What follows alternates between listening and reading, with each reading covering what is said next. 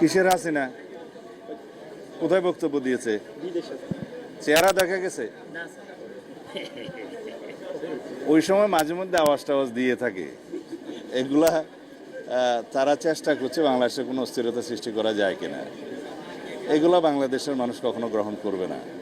যারা গণহত্যা এবং মানবতা বিরোধী অপরাধের দায়ী, যে জন্য তাদের কোনো অনুশোচনা নাই, বাংলাদেশের মানুষের সামনে ক্ষমা প্রার্থনা করে নাই, তাদের কোনো রাজনীতি বাংলাদেশের মানুষ এলাও করবে না কখনো। বাংলাদেশের মানুষ তাদেরকে এই দেশে রাজনীতি করার কোনোদিন কোনো অনুমতি দিবে না। তারা বিদেশ থেকে মাঝে মধ্যে উকিঝুঁকি দিতে পারে, চিৎকার করতে পারে, এগুলো আমরা মনোযোগ দিচ্ছি না।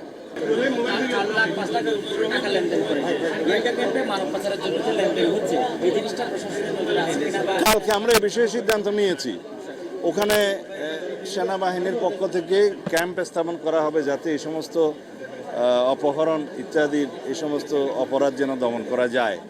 উনি জিইউসি সাহেব পরীক্ষা করে দেখবেন, আমরা তাকে অনুরোধ করেছি এবং সরকারি পর্যায়ে সেনাবাহিনীকে আমরা অনুরোধ করব সেই সমস্ত জায়গায় ক্যাম্প স্থাপন করলে এই যে অপহরণের মতো ঘৃণিত অপরাধগুলো দমন করা যাবে বা হ্রাস করা যাবে। ধন্যবাদ। ওই যে হাসিনার বক্তব্যে কোনো অস্থিতিশীলতা যদি সৃষ্টি হয়, সেক্ষেত্রে আপনাদের পদক্ষেপ কি হবে স্যার, বা তার বক্তব্য দেয়াকে আপনারা কিভাবে দেখছেন?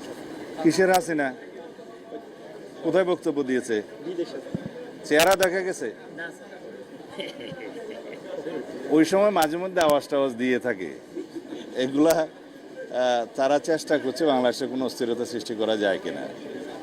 এগুলো বাংলাদেশের মানুষ কখনো গ্রহণ করবে না। যারা গণহত্যা এবং মানবতা বিরোধী অপরাধের দায়ী, যে জন্য তাদের কোনো অনুশোচনা নাই, বাংলাদেশের মানুষের সামনে ক্ষমা প্রার্থনা করে নাই, তাদের কোনো রাজনীতি বাংলাদেশের মানুষ এলাও করবে না কখনো। বাংলাদেশের মানুষ তাদেরকে এই দেশে রাজনীতি করার কোনোদিন কোনো অনুমতি দিবে না।